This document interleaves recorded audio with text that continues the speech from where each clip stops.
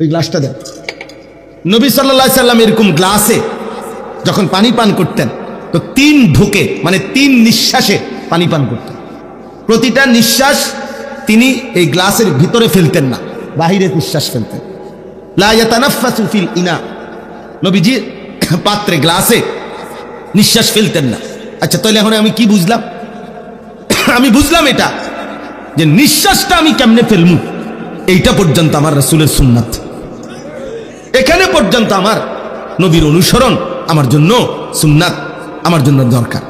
এই জন্য এই ছোট্ট বিষয় একেবারে নিঃশ্বাসটা পর্যন্ত জীবনের সব কিছু থেকে আল্লাহ নবীর থেকে নিদর্শন নেওয়া, দিক নির্দেশনা নেওয়া, এটা আমাদের দায়িত্ব। তাহলে এই মেরাজের এই ঘটনা আমি তো এক কথায় বললাম, ছোট্ট কথা, আপনারাও শুনছেন, আপনারা জানেনও, আমাদের জন্য শিক্ষা কি, আমরা কি নিলাম? অনেক কথা, আমি শুধু মোটা দাগের 2টা কথা বলতে চাই। 1 নম্বর কথা হলো আল্লাহ তাআলা নবী সাল্লাল্লাহু আলাইহি সাল্লামকে যেই প্রেক্ষাপটে মেরাজে নিছেন ওই কথাটা বুঝাটা হলো এই, আমাদের প্রিয় নবী সাল্লাল্লাহু আলাইহি সাল্লাম কেন আল্লাহ ওনাকে মেরাজে নিলেন, এত মর্যাদা কেন দিলেন? আমাদের নবী সাল্লাল্লাহু আলাইহি সাল্লাম 40 বছর বয়সে যখন ইসলামের দাওয়াত শুরু করলেন, এই সেদিন থেকে বিরোধিতা শুরু হয়েছে। প্রথম দিনেই কি করছে? বিরোধিতা করছে। আবু লাহাব নবীজিকে মন্দ বলছে, এই বিরোধিতার সূচনাকারী। এরপরে একটানা 10 বছর, 40 থেকে 50, নবীজি এই 10টি বছর মক্কার জমিনে দিবানিশি কালেমার দাওয়াত দিছেন। আর এই মক্কার কুরাইশরা, কাফেররা প্রতিনিয়ত আমাদের নবী সাল্লাল্লাহু আলাইহি সাল্লামের বিরোধিতা করছেন, ওনার বিরুদ্ধে ষড়যন্ত্র করছেন, ওনাকে অকথ্য গালিগালাজ, শারীরিক নির্যাতন, ওনার সাহাবীদের উপরে জুলুম নির্যাতন প্রতি কদম কদম বাধাগ্রস্ত করছেন। নবী সাল্লাল্লাহু আলাইহি সাল্লাম একদিনের জন্য থামেন নাই। তিনি তার মিশন, আমি সংক্ষেপে বলতেছি, কাজ করে গেছেন। 10ম বছর আইসা, নবুয়তের 10তম বছর, মানে নবীজির বয়স তখন 50। 40 বছর বয়সে শুরু করিলে তো 10 বছর পরে কত? কথা বলেন। এই 50তম বছরে নবীজি সাল্লাল্লাহু আলাইহি সাল্লামের 2 জন আপনজন ইন্তেকাল করছে। একজন হলো চাচা আবু তালেব, আরেকজন হলো নবীজির স্ত্রী আম্মা জান খাদিজা রাদিয়াল্লাহু তাআলা আনহা। এই 2 জনের ইন্তেকালের পরে নবী সাল্লাল্লাহু আলাইহি ওয়াসাল্লামের উপর মক্কার কুরাইশ কাফেরদের জুলুম, নির্যাতন, অত্যাচার আগের চাইতে 10 গুণ বেড়ে গেছে। এইবার আল্লাহর নবী সাল্লাল্লাহু আলাইহি সাল্লাম 11তম বছর, নবীজির বয়স তখন 51। এই 11তম বছরের শেষে আল্লাহর নবী সাল্লাল্লাহু আলাইহি সাল্লাম পার্শ্ববর্তী তায়েফ, এই তায়েফে গেছেন নবীজির পালক পুত্র যায়েদ ইবনে হারিসা রাদিয়াল্লাহু তাআলা আনহুকে সাথে নিয়ে তায়েফে গেছেন কালেমার দাওয়াত দিতে। এখানে বেশি কষ্ট হচ্ছে, বেশি বিরোধিতা করতেছে, এই জন্য ভাবলেন তায়েফে গিয়ে দেখি। তায়েফে আল্লাহর নবী সাল্লাল্লাহু আলাইহি সাল্লাম লম্বা সময় কালেমার দাওয়াত দিছেন, কিন্তু বিনিময়ে একটি লোকও তায়েফের কালেমা গ্রহণ করেনি, বরং প্রত্যেকে দূর দূর করে নবী সাল্লাল্লাহু আলাইহি সাল্লামকে তাড়ায় দিছে। নাউযুবিল্লাহ। শেষ পর্যন্ত তায়েফের সর্দাররা তাদের বাচ্চা কাচ্চাদেরকে লাগায় দিছে। নাউযুবিল্লাহ, এই লোকটা পাগল, যত পারো পাথর মেরে তারে আমাদের তায়েফের সীমানার থেকে বের করে দাও। ছেলেরা অজরে পাথর মারছে, পাথর মারতে মারতে আল্লাহর নবী সাল্লাল্লাহু আলাইহি সাল্লাম পাথরের আঘাতে রক্তাক্ত হয়ে তায়েফের ময়দান থেকে বের হয়ে গেছেন। তায়েফের সীমানার থেকে যখন বের হইছে, এত বেশি পাথরের আঘাত, আল্লাহর কসম বাপ, আল্লাহর নবী সাল্লাল্লাহু আলাইহি সাল্লাম হযরত যায়েদ বলেন, নবীজির পবিত্র জুতা মুবারক এবং পায়ের তালু রক্তে জমাট বাইদা এভাবে আটকায় গেছে যে আমি জুতা খুলতে পারতেছিলাম না। হযরত যায়েদ বলেন, আমি আমার শরীরের মধ্যে নবীকে জড়ায়া ধইরা নবীজির রক্ত মুবারক আমার গায়ে মাখতে লাগলাম, আর আমি চোখের পানি ফেলতেছিলাম যে ইয়া রাসূলুল্লাহ, ওই জাতির কি হবে যে জাতি তাদের নবীকে এইভাবে রক্ত ঝরিয়েছে, এইভাবে রক্ত ঝরিয়েছে। আল্লাহর নবী সাল্লাল্লাহু আলাইহি সাল্লাম এই রক্ত মাখা দেহ নিয়ে তায়েফের সীমানা থেকে বের হয়ে নাখলা একটি জায়গায়, একটি খেজুর এবং আঙ্গুরের বাগানে আশ্রয় নিছে। এইখানে আশ্রয় নিয়া আল্লাহর নবী সাল্লাল্লাহু আলাইহি ওয়াসাল্লাম যখন রক্ত মাখাই দেহ নিয়ে বসছেন, তখন নবী সাল্লাল্লাহু আলাইহি সাল্লাম রাত্রি গভীরে ওই দিন এই রক্তাক্ত দেহ শরীর নিয়া রাত্রিবেলা খুব কাঁদছেন নবীজি। কিতাবের মধ্যে আছে কাঁদতে কাঁদতে নবী আল্লাহ তাআলার কাছে দোয়া করছেন, লম্বা একটা দোয়া করছেন, অনেক বড় দোয়া আছে হাদিসের কিতাবে।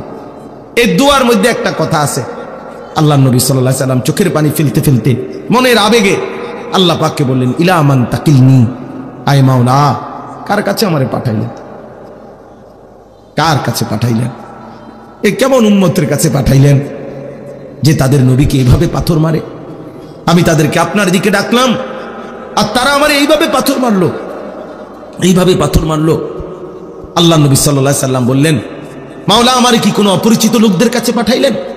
আমার উম্মতের কাছে না, নাকি অন্যের কাছে পাঠাইলেন? আবার বললেন, মাওলা আমারে কি কোনো দুশমনের কাছে পাঠাইলেন, যাদের উপরে আমার কোনো ক্ষমতাই কার্যকর হলো না, আমার কোনো কথাই প্রভাব ফেললো না? এরকম অনেক কথা বলছেন নবীজি, লম্বা মনের আবেগ, এগুলো বলছে। মজার একটা কথা শুনেন, আমার এটা বলার উদ্দেশ্য হলো শিক্ষণীয় একটা বিষয় আমাদের জন্য, যে এই কথাগুলো বলে, ওই যে আমি একটা কথা বলছি যে আমরা বলেই যাব, আল্লাহর কথা বলেই যাব, আমরা বিদআতের বিরুদ্ধে বলেই যাব, আমরা গুমরাহির বিরুদ্ধে বলেই যাব। এই যে একটা কথা আছে, এইখানে নবীজি একটা কথা বলছে রাত্রি গভীরে, মাওলা আমি আপনার কাছে আমার মনের আবেগে এগুলো বললাম, তবে আমার একটা কথা মাওলা, আপনার কাছে আমি শুধু এতটুকু আবদার করি, ইনলাম তাকুন আলাইয়া গাদাবুন ফালা উবালি। এই কথাইটা নবী বলছে, আয় মাওলা শুধু এতটুকু বলেন যে আপনি আমার উপরে নারাজ হন নাই, আপনি আমার উপরে রাগ করেন নাই। যদি বলেন আপনি নারাজ না, ফালা উবালি, অতএব আমি আর কোনো কিছুতে পরোয়া করি না। এবার আমার পক্ষে কে বিপক্ষে কে, গ্রহণ করলো কয়জন, বিরোধিতা করলো কয়জন, পাথর মারলো কয়জন, আদর করলো কয়জন, এটার আমার দেখার বিষয় না। আমার দেখার বিষয় হলো আপনি অসন্তুষ্ট কিনা।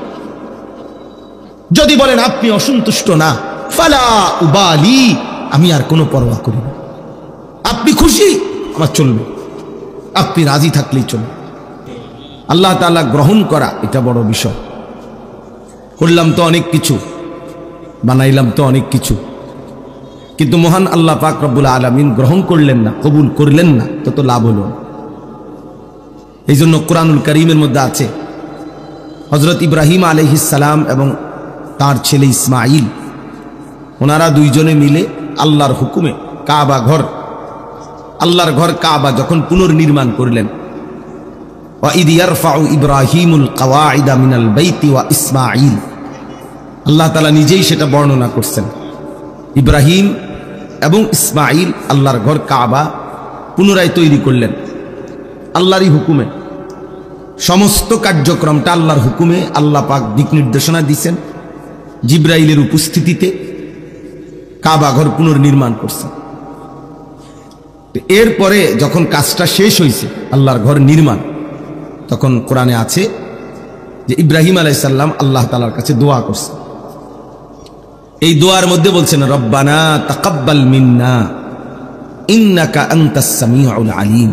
এই কথাটা বলতে চাচ্ছি। ইব্রাহিম আলাইহিস সালাম বললেন, আল্লাহ আপনি আমাদের এই খেদমতটুকু কবুল করে নেন। রব্বানা তাকাব্বাল মিন্না, আপনি কবুল করে নেন। এই যে কথাইটা, এটা হলো বড় বিষয়, যে আল্লাহ আপনি আমাদের এই আপনার ঘর নির্মাণের এত বড় মহান খেদমত, তো খেদমত তো অনেক বড়, ঠিক আছে বুঝলাম, কিন্তু আপনি গ্রহণ করলেন কিনা সেটা হলো দেখার বিষয়। এই জন্য আল্লাহর কাছে আলাদাভাবে দোয়া চাইছে, আল্লাহ আমাদের এই খেদমতটুকু তাকাব্বাল, আপনি গ্রহণ করে নেন, আপনি গ্রহণ করে নেন। এই জন্য আমরা প্রত্যেকে নিজেদের সমস্ত নেক আমলের ক্ষেত্রে আল্লাহ তাআলার কাছে দোয়া করা বেশি বেশি, যে আল্লাহ আপনি গ্রহণ করেন, আপনি কবুল করে নেন। এটা মুমিনের জন্য, ইমানদারের জন্য বড় বেশি জরুরি। খুব বেশি পরিচিতি অপরিচিতি এটা কোনো বিষয় না।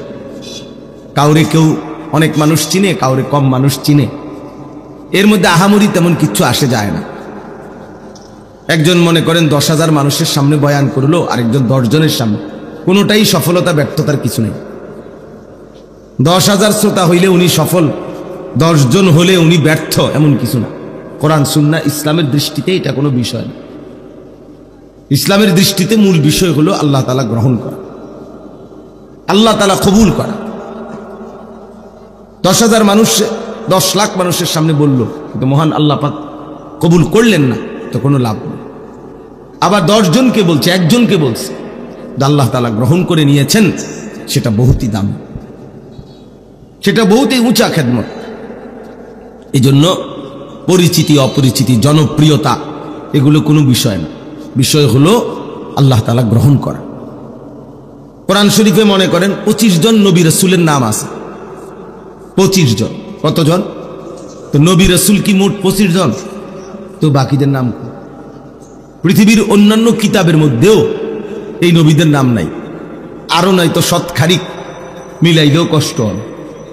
সব মিলাইয়া 100-200 নবীর নাম খুঁজে বের করা কঠিন হবে। তো মনে করেন 100 নাহলে 200-300 পাইল নাম। তো নবী রাসূল কি 300?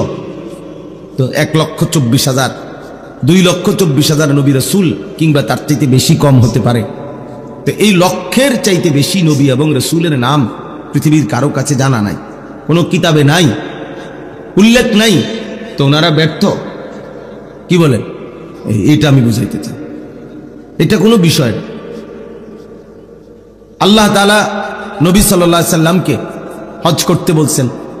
তো নবীজি যখন হজ করছেন 10ম হিজরিতে বিদায় হজ, 1.25 লক্ষ সাহাবীর সামনে বিদায় হজ্জে এরকম ভাষণ দিয়েছেন আরাফাতের ময়দান। 1.25 লাখ কত? 1,25,000। তো পৃথিবীর কোন কিতাবে 10,000 সাহাবীর নামও নাই, 5,000 সাহাবীর নামও নাই। একেবারে বাড়ি চালান দিয়েও পাওয়া যাবে না। বুঝছেন নাই কথা?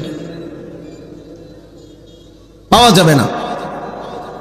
তাইলে অল্প কিছু সাহাবীর নামই আছে কিতাবের মধ্যে। তাহলে এই লক্ষের চাইতে বেশি সাহাবী যাদের নাম পৃথিবীর কোনো কিতাবে নাই, কেউ জানে না, তো ওনারা সবাই ব্যর্থ। এই কথাটা বুঝতেছে। এই জন্য আমাদের জীবনের কর্তব্য হলো আমরা এই কথা দিল থেকে ভাবা যে আল্লাহ গ্রহণ করা, আল্লাহ গ্রহণ করা, আল্লাহ গ্রহণ করা। আল্লাহ তাআলা যেন নারাজ না হয়, আল্লাহ যেন সন্তুষ্ট হয়, এটা বড় বিষয়। কোরআনুল কারীমের মধ্যে আছে, আল্লাহ তাআলা বলেন অরিদওয়ানুম মিনাল্লাহি আকবার। ভাই, যে কোনো লোক ঢুকতে যদি সবাই তাকায়, আপনারা যারা দেখতেছেন, তো এটা তো আপনি শেষ হইতো না। মনে করেন একজন একজন করে লোক ঢুকবো, আপনি চাইয়া থাকবেন, তো তাইলে লাভ হইল কি? তো একবারে রাস্তার দিয়ে দেখেন, যারা এখান থেকে কষ্ট করে দেখতে রাস্তা, ওই লোকগুলা, আপনাদের তো কষ্ট হচ্ছে, আপনারা কষ্ট করে উঠে রোডে গিয়ে চান কেডা কেডা, তাহলে ভালো বুঝবেন। তো আল্লাহ তাআলা বলেন ওয়ারিদওয়ানুম মিনাল্লাহি আকবার। এই যে কোরআনের আয়াত, আল্লাহ তাআলা বলেন আল্লাহর সন্তুষ্টি এটাই হচ্ছে আকবার, সবচেয়ে বড় বিষয়। তাহলে সবচেয়ে বড় বিষয় কি? আল্লাহ পাকের, বলেন না, আল্লাহ পাকের সন্তুষ্টি। সন্তুষ্টি, আল্লাহর সন্তুষ্টি। হাদিসের মধ্যে আছে নবী সাল্লাল্লাহু আলাইহি সাল্লাম দোয়া করতেন, যেটা আপনারা শুনছেন বহু, রমজান মাস পুরাটা নবী দোয়া করতেন, আল্লাহুম্মা ইন্নী আসআলুকা রিদাকা ওয়াল জান্নাহ ওয়া আউযু বিকা মিন গাদাবিকা ওয়া মিনান নার। আয় আল্লাহ, আমি আপনার কাছে আপনার সন্তুষ্টি এবং জান্নাত চাই, এবং আপনার অসন্তুষ্টি এবং জাহান্নাম থেকে পানাহা চাই। তাহলে নবী সাল্লাল্লাহু আলাইহি সাল্লাম আল্লাহ তাআলার সন্তুষ্টি চাইতেন। রিদাকা, রিদা, সন্তুষ্টি। কোরআন শরীফে আছে আল্লাহ তাআলা হাসরের ময়দানে নেককার, ইমানদার, প্রিয় বান্দা যারা পবিত্র আত্মার অধিকারী, তাদেরকে ডাক দিবেন, ইয়া আইয়াতুহান নাফসুল মুতমাইন্নাহ, হে আমার পবিত্র আত্মার অধিকারী বান্দাগণ, ইরজিই ইলা রাব্বিক, তোমরা তোমাদের রব মহান আল্লাহ পাকের কাছে ফিরে আসো। কোন অবস্থায়? রাদিয়াতাম মারদিয়া, এই অবস্থায় যে তোমরা আল্লাহর উপরে রাজি, আল্লাহও তোমাদের উপরে রাজি। তাইলে মুমিনের সবচেয়ে বড় সৌভাগ্য যেদিন আল্লাহ তাকে বলবে রাদিয়াতাম মারদিয়া, যেদিন আল্লাহ বলবে বান্দা আজ তুমিও আমার উপরে রাজি, আমিও তোমার উপরে রাজি। তো এটাই তার জীবনের সবচেয়ে বড় পাওয়া, এটাই তার জীবনের সবচেয়ে বড় পাওয়া, যে আল্লাহ তাআলার সন্তুষ্টি ঘোষণা হওয়া, সন্তুষ্টি ঘোষণা হওয়া। এই জন্য বাপ, মহান আল্লাহ পাকের কাছে জীবনের ছোট বড় আমল কবুল হওয়া, এটা বড় বিষয়, এটা বড় বিষয়, এটা বড় বিষয়। আল্লাহ তাআলা আমাদের প্রত্যেককে আমাদের জিন্দেগীর সমস্ত নেক আমল আল্লাহ তাআলা যেন কবুল করে নেয়, বলেন আমিন। এই নামাজ পড়েন, রোজা রাখেন, দান সাদকা করেন, জিকির করেন, তিলাওয়াত করেন, আল্লাহর কথা বলেন, শুনেন, এই সব কিছুর মধ্যে মূল মাকসাদ আল্লাহ যেন গ্রহণ করেন। দুইটি জিনিস ইবাদত কবুল হওয়ার জন্য বাধ্যতামূলক, জরুরি, লাজেম। এই দুই জিনিস থাকতেই হবে। এক নাম্বার হলো আমলটি কোরআন সুন্নাহর আলোকে বিশুদ্ধ হওয়া। আমল করছেন, নামাজ পড়ছেন, ঠিক আছে, আপনিও মনে করছেন নামাজ, আমিও দেখছি আপনি নামাজ পড়ছেন, কিন্তু সূরা কেরাত অশুদ্ধ, ফরজ গোসল আদায় হয় নাই, ওযু সুন্নাত মোতাবেক হয় নাই, রুকু সেজদা ঠিক মতো হয় নাই, আপনি আত্তাহিয়াতু তাশাহুদ ঠিক মতো পড়েন নাই, পারেন না, অশুদ্ধ। তাহলে বাহ্যিক দৃষ্টিতে যদিও দেখা গেছে আপনি নামাজ পড়ছেন, কিন্তু সেটা আসমানওয়ালা রবের কাছে পৌঁছবে না, কবুল হবে না, কবুল হবে না। অশুদ্ধ ব্যক্তি, অশুদ্ধ নামাজ। নবী সাল্লাল্লাহু আলাইহি সাল্লামের হাদিস আছে, তিলকা সালাতুল মুনাফিক, তিনবার বলছে নবীজি, তিলকা সালাতুল মুনাফিক, তিলকা সালাতুল মুনাফিক। ওই নামাজ মুনাফিকের নামাজ, ওই নামাজ মুনাফিকের নামাজ, ওই নামাজ মুনাফিকের নামাজ। কামা ফানাক্কারা আরবাআন লা ইয়াযকুরুনাল্লাহা ইল্লা কালিলা। যে ব্যক্তি দাঁড়াইলো আর 4 রাকাত নামাজ পড়লো, কেমন দাঁড়াইলো আর 4টা ঠোকর মারলো, ভালোভাবে আল্লাহর জিকিরগুলো, নামাজের তাসবিহাতগুলো আদায় করলো না। আল্লাহ রাসূল বলছে, কসম, হাদিস এটা, যে নবীজি বলছে এটা মুনাফিকের নামাজ, মুনাফিকের নামাজ, মুনাফিকের নামাজ। তাহলে আপনি না ভাবলেন আপনি নামাজ পড়ছেন, কিন্তু শুদ্ধ তো হলো না, শুদ্ধ তো হলো, এটা মুনাফিকের নামাজ হলো। হাদিসের মধ্যে আছে এটা, আল্লাহ নবী, আল্লাহ পাক কোরআনে বলছে মুনাফিকের চিহ্ন, হাদিসেও আছে, কোরআনেও আছে। কোরআন শরীফে আল্লাহ তাআলা বলেন মুনাফিকের প্রথম চিহ্ন কি, কোরআনে আল্লাহ উল্লেখ করছেন, ওয়া ইযা কামু ইলাস সালাতি কামু কুসালা। মুনাফিকের প্রথম চিহ্ন, মুনাফিক তারা যারা নামাজ আদায় যখন করে অলস ভাবে। নামাজ পড়ে না এটা না, নামাজ পড়ে না তে তো কোনো বাদে, তারে কোনো গণাতে ধরে না কেউ। ইসলামে বেনামাজিরে কোনো গণাতেই ধরে না। এটা কোনো মানুষও না, পায়জামাও না, এটা কোনো প্লাস্টিকও না, এটা কোনো জাতও না, অজাতও না, এটা কিচ্ছুই, পাগলও না, ছাগলও না, এটা বাদ, এটা একেবারে বাদ গেছে। বেনামাজি তার কোনো তুলনা নাই। আমি সবসময় বলি বেনামাজির কোনো তুলনাহীন, তার কোনো মানুষের সাথেও তুলনা নাই, গরু ছাগলের সাথে, কুকুর বিড়ালের সাথে, জন্তু জানোয়ারের সাথেও তার কোনো তুলনা নাই। কারণ তারে যদি মানুষের সাথে তুলনা দে হবে না, কারণ মানুষকে আল্লাহ বানাইছে ইবাদতের জন্য, তো সে যেহেতু ইবাদত করে না, তো সে মানুষ না। তারে জানোয়ারের সাথেও তুলনা দেওয়া যাবে না, কারণ জানোয়ার প্রতিবাদ করে বলবে আল্লাহ আমার সাথে তারে তুলনা দিল কেন, আমারে তো আপনি সেজদা দিতে বলেন নাই, এই জন্য আমি কুকুর সেজদা দেই নাই, কিন্তু ওরে তো আপনি সেজদা দিতে বলছেন, তবুও সে দিচ্ছে না, তো আমার লগে তার বলল কেমনে? কথা বলেন নাই? কুত্তারে তো সেজদা দিতে কয় নাই, গরুরে তো বলে নাই। তাইলে বেনামাজি মানুষের লগেও তার তুলনা হয় না, ছাগলের লগেও তার তুলনা হয় না, কুকুর বিড়ালের সাথেও তার তুলনা হয় না, তার কোনো তুলনা নাই, হে তুলনাহীন। হে কি বলে, এটা হেরে জিঙ্গান, তুই কি তা তুই কর, আমি কি লেগে করতে, আমি টোয়া ফাই না, তোমার কি করতে, তোমার কি প্লাস্টিক করলে ভালো হয়, না পলিথিন করলে ভালো হয়, না হাফ প্যান্ট, না ফুল প্যান্ট, আমি এটা পাই না, না পাইলে আমি করতে করতে, আপনি কি আমার জোর করে কয়বেন, আমি তো জানি না। এই জন্য বেনামাজির কোনো পরিচয়ই নাই। তো নামাজ পড়ে কিন্তু অলস ভাবে, খামখেয়ালি করে, আল্লাহ বলছে এটা মুনাফিক, এটা মুনাফিক। তাহলে চিন্তা করে দেখেন।